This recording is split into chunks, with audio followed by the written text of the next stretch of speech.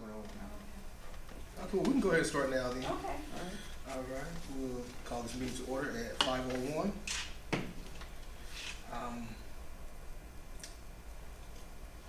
Chair seeking a motion to adopt the agenda. So I vote yes. Approval of the minutes, the minutes were sent out by Ms. Payton, and so hopefully those minutes were seen. We'll just jump to the discussion items. So first we have item 4.1, code of conduct. Well, these two are kind of combined in what I've done. Okay. So what we did was we had our code of conduct meeting on the September 26th, and there are 10 of us in that meeting that we had. Mhm. So basically, we had administration, Frank and myself were there. We have Ms. Katie Rhodes at secondary, so we have elementary and secondary, represented, as well as student services. We had high school, secondary, and elementary all represented as well. And then we had one parent and one teacher. The teacher is the president of the NEA. Okay. So we had, everybody kind of represented, and we started talking about, some of the concerns why we were meeting to begin with. We started with the why. Yes, You sir. know, why are we meeting here? We said because there's some concerns, and we started talking about some of the, incidents that we've talked about in some of our meetings, saying, there's concerns when there's not some concrete steps. For instance, when you get in a fight, it can be anything from talk and conference to a superintendent's hearing. And we said, although that we know it's written that way for a reason. Because, Right. if you have an incident with a first grader versus somebody that's a senior, you want to have some latitude in how you deal with them. Yes, sir. So what we ended up doing, after we kind of had a good discussion among everybody, and everybody had some concerns, to be honest, Ms. Franklin brought a good, valid concern about, you got a first grader, and you start looking at, what they're charged with, and you look at our current code of conduct, there's some of them, there's really not a lot of choices. So you've got some of the students that are being charged with assault.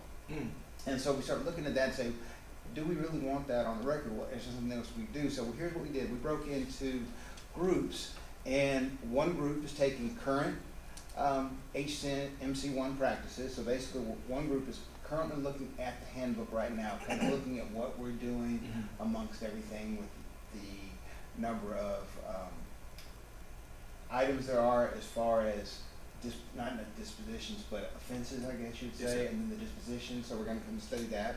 Another group is kind of looking at it, kind of what we were just talking about, how instead of having just one code of conduct, maybe having an elementary and a secondary code of conduct, and kind of separating. And that way you can have, maybe, and I'm just showing this as an example, maybe you have a parent conversation to a 3-day suspension for elementary, and maybe, you kind of have that, but then you have up to the superintendent's hearing, for the secondary. So we have those kinds of situations that we talked about. And then we also had one that kind of talks about this. We said, what does RTI and MTSS, the multi-tiered system of support, Yes, sir. how would that kind of look like in the code of conduct book as well? So there are a couple of people looking into that. And then we also have just one in general of what other districts doing. So we can learn something from other districts. Right. So we broke up into those 4 areas, to be honest. And, like I said, in fact, April is on my team with me. We're looking at the current MCH practices. And then we're coming back together on November 20th. And the goal is to have something to bring to the board by February. Because, again, if we are going to make any changes, we have to make changes in the new printed handbooks, and they start printing those in February. Okay. So that is the goal, is to kind of get all the research done, get back together, start making decisions. All the decisions basically be made primarily in December and January, to be honest, and then bring something as a finished product in February. So with the groups that were broken into on that November meeting, this is where you got the report, whatever So findings from those groups. Yeah, like so this. basically, like I said, everybody, we have like 2 to 3 people depending upon where it is, because we have 10 and 4 topics. So what we'll do is we'll come back and we'll share what we discovered. Here's what we have like going on in our current practice. Here's what we found. Here's what we kind of highlighted. Here's what we think we need to work on. Things like that. And every group's going to go ahead and report what they found. Here's what other districts are doing. Well, here's one, because one of the things that we talked about with the elementary and secondary, and I don't know if you're aware of this or not, but there are a lot of states that have, like I said, one area, just a K-8 district. They have no high school at all. Yeah. and then you have another that's a high school district, Mhm. and then of course then you have some K-12 districts like ours. Yes, sir. And so, they're going to be looking online, trying to find out some of the elementary handbooks, some of the Mhm. secondary handbooks, to see what we can kind of glisten from those, if we decide to go in that direction. Right, okay. So that's really what we did, is really just kind of met, got a direction, Mhm. got a purpose, and then got a date to come back. And everybody's supposed to be working together, as a small group, until we get together as a big group on November 20th. Will there be any contact from now until November 20th? Would it be, What, a month and a half? no, I mean, Different there's sort of- actually, for instance, we're meeting next Wednesday. Thursday? No, No, it's we're meeting Wednesday. Wednesday. Okay, so we're meeting next Wednesday, or is it this Wednesday? This Wednesday. This Wednesday. That's why I have it in the calendar. Right. So, and then we'll probably meet another time, because again, that's a long time to meet for 20, so we'll Right. meet a few times Okay. in our groups, and then we'll come back together on the 20th, and then from there, we'll decide what the next meeting will be from there. Okay, and so when you come meet on the 20th, is the goal just to present information, or is to have some solutions available at that time, or just kind of It's just to present information at that point. We're trying to say, here's what we found, with our current practices, and then people are also gonna say, well, here's what some of the other districts are doing, here's how RTI and MTSS could fit into it, so it's really sharing everything out. That's a sharing, opportunity Okay. to find out what we have discovered. And then from there, we'll start talking about, again, how we think the direction should move. Okay. But this one is just, we've been gathering information really at Yes, this sir. point. And you said they're both the RTI and the code of conduct both together, or do you have something to present too? Mr. That's what we're looking at, is again, is there a way to combine, like I said, I don't know if there's 2 or 3 people. I think it's Dr. Williams and Mr. Miller, and I don't know if there's a third person on that committee or not, But I know those 2 people actually have that particular one, and they're gonna go out and look at it, and I've sent them some actually emails, because I get emails all the time from people Right. looking at this. Mhm. And so they're gonna be examining if this is something we can build into the code of conduct. Mhm. So we're not trying to look at it as a separate thing at the moment right now, because we Right. have RTI for academics, to Mhm. be honest with Yes. you. But, again, I think what, the approach from the board has been, can this be, academics and behavioral? Right. And so that's why, again, we have someone looking into that. Okay. And with the district not having previously implemented the RTI on the behavior spectrum, I would even add, with the fact findings, just maybe looking for some trainings or professional developments. Well, those are some of the emails that I've sent, or some webinars, Oh. just for them to watch. Okay. So we've been doing the RTI for academics. Is that what you handle, Ms. Franklin, or? That's the plan that we have in place. So the one that we have in place is just an academic RTI Mhm. plan. And it just kind of lines out the protocols that we have in place district-wide for students in tier 1, tier 2, and then what's in place for tier 3. So Mhm. that would be kind of a sped referral when we've gotten to that Right. point. Tier 2 is more intervention support, still in the classroom with the classroom Mhm. teacher. Maybe a safe referral at that point if we don't see that academically those tier 2 supports are working. And I would imagine that's similar to what we would be looking at in terms of behavior. A lot of it goes hand in hand. Sometimes you'll see students who are struggling behaviorally are also struggling academically. So, I mean, visually, I'd like to see something that really shows both, where you can identify academically, do we see that there's some concerns as a student in tier 1, or is it just behavioral, and then what are the steps if a student is kind of still having behavior issues, but not necessarily academic? Right. You tend to see both, but sometimes you don't. Sometimes you see behavior, but we know students can do well academically, and still have some of the Yes, ma'am. behaviors that get in the way of that. But kind of seeing it side by side, like Dr. Skinner was saying, is more of the framework that we like to go with, instead of kind of looking at academics, but not necessarily having the conversation at the same time. Right. About So would that behaviors. come under your department as well then? With Well, I'm on the behavior? committee too, so, I mean, since we already have the academic, RTI framework, it would just be a matter of how do we want to create a framework that really shows both. Mhm. So I do have kind of the framework. I was kind of messing around with that a little bit, trying Mhm. to see how could we create a visual framework that shows both. So as teachers or teams are looking at, the framework that we use, they can see both at the Right. same time. I was trying to think about a color coding type system where Right. you could see And both. even if we do, push forward the RTI on the secondary, I know it won't happen. It won't be, even if we decide to and get a framework this year, it definitely won't. It's not a 1 year kind of implementation. It'll take, 3-4 years to actually, phase the entire district, from district staff to building level administration, classroom staff. And so I just wanted to make sure, again, like you're doing, getting the background information, getting the research, find out, can we do this? And then from there, hopefully at that next meeting, to make a more strategic plan. But again, I do understand that I'm not looking for next year we need to have, but the code of conduct, yes, I would like that to be, but as far as the implementation of the RTI, the MTSS, I know it's not going to be a 1 year rollout and everything's great. And it gets better over time. So Right. Start with some pieces you already have in place and Exactly. then develop over time. Exactly. So I just didn't want you all to think that just have it now, 'cause that's Well, not realistic. No, and if that's the way, at least you would plan that out and say, okay, year one, we're gonna do this. Because again, that's the big thing, is the handbooks need to go to print in February. Believe it or not, it takes that long to get them all printed, although we don't print as many as we used to, because we have more and more online now, to be honest. Yes, sir. But we still try to make sure that there's so many printed copies available, in schools and so forth. And not only that, to be honest, in addition to looking at all of this for our code of conduct, that's one that we have a lot of other things in there, such as the Title I parent, behavior. We look at things in there such as, does the child have permission to have this photo taken? So there's a lot of other things in that code of conduct handbook, that we look at. So we would bring it all together. Like we typically give the principal at every school, how many pages? 12 pages maybe? I think it's fewer than that. Fewer than that? Yeah. We give them so many pages to, introduce their schools. That's why every school has a separate, handbook for Yes, sir. theirs, because there's a little bit of an introduction that makes it unique for that school. Right. Yes, sir. And Yes, so sir. so at that point, we'll also be reaching out to the schools to get that little piece as well.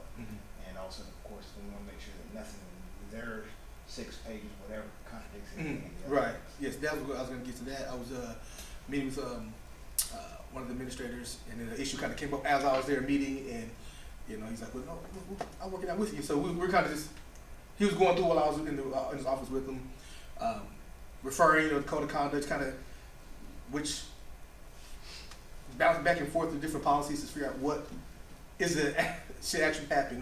Some of them refer to other policies, but we found a little trouble when the policy refers to another policy, or so if we could even have something like that there to make it a little easier, if they do overlap, we kind of just had an issue. Well, it's not issue, not the right words. It takes a little bit of time to figure out the correct action steps as we're kind of filtering through when one Are policy these refers with our to. current MSP Yes. policies? Yes, yes. I know, that's one of the things that, one reason why we went to them is because, they kind of go through them to try to make sure that they don't have any that contradict one another. Exactly. That's what MSBA does, which is really great, because we have had that in the past. Awesome. Well, great. That sounds great. I'm excited to hear what happens. What comes from that November 20th meeting, and to see the progress. So hopefully, Yeah, so unfortunately, if we meet prior to that November, I won't have anything else to share, but I will have Right. something in December. that understandable, completely understandable. Is there anything else to add or take with me of those? And so that was 4.1 and 4.2 combined, or do we have separate? You got nothing, Ms. Franklin? See this? He's showing off. He just come here showing off. No, Take it like I out. said, No complaints. to be honest, that's what you really want. You Yes, want sir. an integrated system. For sure. You don't want to have, and even if you do have separate, they need to be aligned. But this way, if they can align to begin with, that makes life a little bit Exactly. easier Yeah, because it it all should works be. together. Exactly. Perfect. Okay. I don't have anything else. I guess we go on to future agenda items. I don't have anything at this current moment. I'll meet with Director Graves and Reagan. We'll kind of figure out if there's some things that we would like to discuss. Is there anything that you all feel need to discuss or add to the? I can't think of anything. Okay. Because I'm really excited about this, the RTI MTSS. I didn't want to come into as a board director or even as a committee chair, and we're going to change all these things or kind of fly around everywhere. So let's find one area where we can really kind of just focus and make sustainable impact. And so I feel this way we can still have a broad impact, but in a real specific manner. You know, we're not really hitting a bunch of areas that have 20 items. You know, we have these few specific items that will make, I believe, a great impact on our district.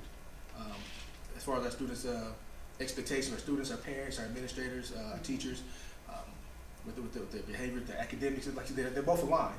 So I think this will give us a maximum impact for this year.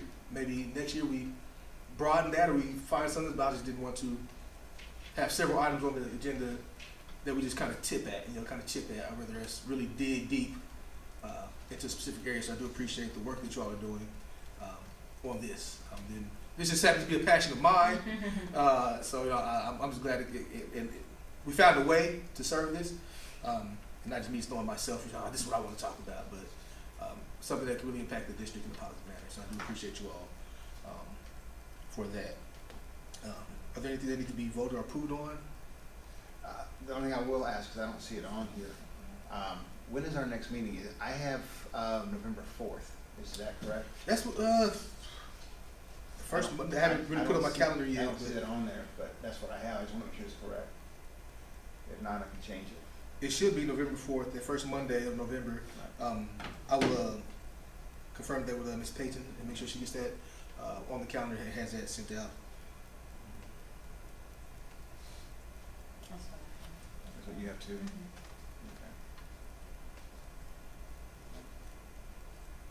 Okay, yes, so we'll get a confirmation from Ms. Payton that that's said. I mean, it should be November 4th. We said the first Monday of the month.